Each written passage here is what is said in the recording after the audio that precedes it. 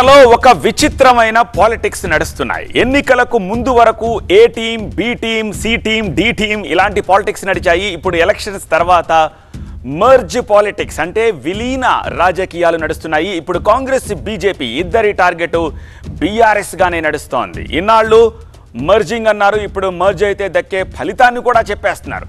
BRS కాంగ్రెస్లో విలీనమైతే ఏమిటో బండి సంజయ్ చెప్తున్నారు. అదే బీఆర్ఎస్ బీజేపీలో విలీనమైతే ఏం దక్కుతుందో రేవంత్ రెడ్డి సెలవిస్తున్నారు.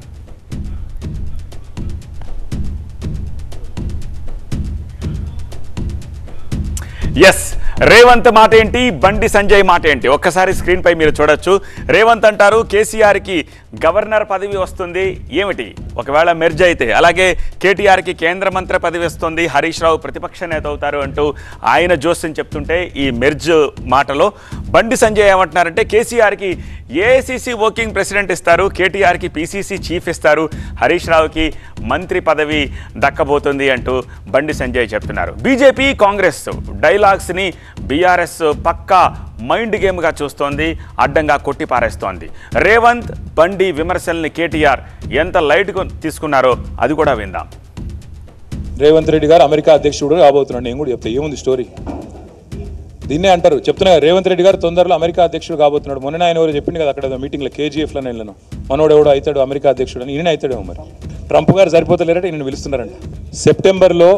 సెప్టెంబర్లో మా పార్టీ యొక్క సీనియర్ నాయకుల బృందం ఒకటి, మేము కొన్ని ప్రాంతీయ పార్టీలు ఏవైతే సుదీర్ఘకాలంగా బ్రహ్మాండంగా ప్రజాక్షేత్రంలో పనిచేస్తున్నాయో, డిఎంకే కావచ్చు, ఇంకా ఇతర ప్రాంతీయ పార్టీలు కావచ్చు, వాటిని అధ్యయనం చేయడానికి నేను కూడా వెళ్తాను. నాతో పాటు సీనియర్ నాయకుల బృందం, మాజీ మంత్రులు, పెద్దలు, శాసనసభ్యులు, సీనియర్ పార్టీ నాయకులు అందరం కలిసి కొన్ని రాష్ట్రాలకు పోదాం అనుకుంటున్నాం. ముఖ్యంగా ప్రాంతీయ పార్టీలు, డిఎంకే కావచ్చు, బీజేడీ కావచ్చు, టీఎంసీ కావచ్చు, ఇతరత్ర వాటిని అధ్యయనం చేయడానికి పోవాలనుకుంటున్నాం.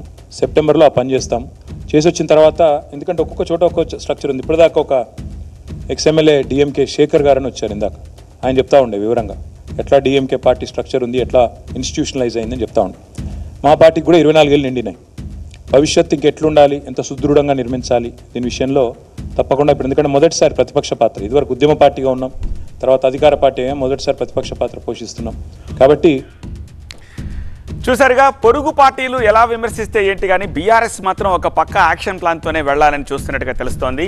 దానికి సంబంధించిన డీటెయిల్స్ కూడా చూద్దాం. నెంబర్ 1, పార్టీ కార్యకర్తలతోటి మాట్లాడి ఆత్మ పరిశీలన చేసుకోవాలనుకుంటోంది బీఆర్ఎస్. నెంబర్ 2, ఓటమి అనుభవం నుంచి పాఠాలు నేర్చుకుంటూ భవిష్యత్తుకు ఒక స్కెచ్ వేయాలని చూస్తోంది. నెంబర్ 3, ఇంతకుముందే చెప్పారు, అధ్యయనం ద్వారా యాక్షన్ ప్లాన్. అవేంటి, తమిళనాడులో డిఎంకే, అలాగే బెంగాల్లో తృణమూల్, ఒడిశాలో బిజు జనతాదళ్ లాంటి పార్టీలు ఆయా రాష్ట్రాల్లో ఎలా పుంజుకున్నాయో, నిలదెక్కున్నాయో, ఎలాగ బౌన్స్ బ్యాక్ అయ్యాయో ఆ అధ్యయనం చేసి వీలైనంత మేర తెలంగాణకు దాన్ని అప్లై చేయాలని చెప్పేసి చూస్తున్నామని కేటీఆర్ మాటల్లో మనకి స్పష్టంగా అర్థమవుతోంది. సో వీటన్నిటి నేపథ్యంలో మా బ్యూరో చీఫ్ రాకేష్ ఉన్నారు. రాకేష్, ప్రత్యర్థి పార్టీల డైలాగ్స్ని మైండ్ గేమ్గా తీసుకుంటూ ఉన్న బీఆర్ఎస్ దాని నుంచి బయటపడేందుకు ఏమాత్రం స్ట్రాటజీ అప్లై చేయబోతుందో మనకి తెలియజేయడానికి సిద్ధంగా ఉన్నారు.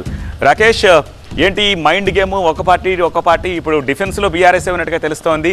సో ఈ ఆత్మ పరిశీలన ద్వారా వాటికి చెక్ పెట్టడానికి సాధ్యమవుతుందని చెప్పేసి అనుకుంటుందా, లేకపోతే రివర్స్గా కౌంటర్ అటాక్ అయినా చేయాలని ప్లాన్ చేస్తోందా? రెండు జాతీయ పార్టీలు కూడా బీఆర్ఎస్ని టార్గెట్ చేస్తున్నట్టుగా క్లియర్గా కనిపిస్తుంది. మొన్న ఎప్పుడైతే హరీష్ రావు, కేటీఆర్ ఇద్దరు కూడా వారం రోజుల పాటు ఢిల్లీలో ఉండారో అప్పటి నుంచి కూడా ఈ ప్రచారం మొదలైంది. బీజేపీలో మెర్జ్ చేస్తున్నారు, బీజేపీలో మెర్జ్ చేయడం అనివార్యంగా పార్టీ భావిస్తుందంటూ కొంత ఈ రెండు పార్టీల నుంచి కూడా లీక్స్ ఇచ్చారు. రెండు పార్టీల నేతలు కూడా బహిరంగంగా మాట్లాడారు. ఈరోజు రెండు పార్టీలకు సంబంధించినటువంటి అధ్యక్షులు అంటే మాజీ అధ్యక్షుడు, అదేవిధంగా ఇప్పుడున్నటువంటి టీపీసీసీ ప్రెసిడెంట్, ముఖ్యమంత్రి రేవంత్ ఇద్దరు మాట్లాడినటువంటి డైలాగ్స్ కూడా మనం విన్నాం. దాంతోపాటు కేటీఆర్ ఏం మాట్లాడారో కూడా విన్నాం. కానీ బీఆర్ఎస్ ఏమనుకుంటుంది, వాళ్ళ వ్యూహం ఏంటో ఇప్పుడు చూద్దాం. బీఆర్ఎస్ ముఖ్యంగా ప్రాంతీయ పార్టీలు దేశంలో ఏవైతే స్ట్రాంగ్గా ఉన్నాయో, సుదీర్ఘకాలంగా పార్టీ పవర్లో ఉన్నా లేకపోయినా ప్రతిపక్షంలో ఉన్నా స్ట్రాంగ్గా క్యాడర్ని కాపాడుకుంటూ వస్తున్నాయో వాటిని అధ్యయనం చేయాలి. దేశంలో సుదీర్ఘంగా ప్రాంతీయ పార్టీగా మొదట అవతరించినటువంటి డిఎంకేని అధ్యయనం చేస్తున్నారు. మొన్న మాజీ ఎమ్మెల్యే సుమన్ నేతృత్వంలో ఒక బృందం వెళ్ళింది. అక్కడ ఉన్నటువంటి పార్టీ స్ట్రక్చర్ని కానీ జిల్లా స్థాయిలో, మండల స్థాయిలో, గ్రామ స్థాయిలో, అక్కడ నుంచి పేరెంట్ కమిటీగా ఉన్నటువంటి రాష్ట్ర స్థాయిలో రాష్ట్ర కమిటీ సెక్రటరీలు వీళ్ళు ఎలా పనిచేస్తారు ఏంటనేది పూర్తిగా అధ్యయనం చేసి ఒక నివేదికను సమర్పించారు. సెప్టెంబర్ 1st వీక్లో లిస్ట్లో కేటీఆర్ నేతృత్వంలో కొంతమంది కీలక నేతలు డిఎంకే దగ్గరికి వెళ్తారు, టీఎంసీ పార్టీని కూడా అధ్యయనం చేస్తారు, ఎస్పీ బీఎస్పీ ఆ తర్వాత బీజు జనతాదళ్ ఈ 5 పార్టీలను అధ్యయనం చేసిన తర్వాత ఒక స్ట్రక్చర్ తీసుకొస్తారు. పదే అధికారం పోయిన తర్వాత కేటీఆర్ కానీ అటు కేసీఆర్ కానీ పార్టీ నేతలు ఒప్పుకుంటున్న విషయం, పార్టీని ప్రభుత్వంలో ఉన్నప్పుడు పట్టించుకోలేదు, పార్టీ కార్యకర్తలను పట్టించుకోలేదు, పార్టీ స్ట్రక్చర్ పైన ఫోకస్ చేయలేదని అభిప్రాయం వ్యక్తం చేశారు. ఇప్పుడు టైం దొరికింది, ప్రతిపక్షంలో మొదటిసారిగా ఉన్నారు కాబట్టి పార్టీ స్ట్రక్చర్ని పార్టీ పూర్తిగా ఒక రెనోవేట్ చేసే పనిలో ఉన్నారు. పార్టీని స్ట్రాంగ్గా ప్రభుత్వాన్ని పార్టీ శాసించేలాగా ఉండాలనేది ఒక అభిప్రాయంగా చెప్తున్నారు. దీంతో పాటు ఈ వేలో ఈ 2 జాతీయ పార్టీలు చెప్పేటువంటి ప్రచారానికి చెక్ పెట్టేలాగా బీఆర్ఎస్ వ్యూహం కనిపిస్తుంది.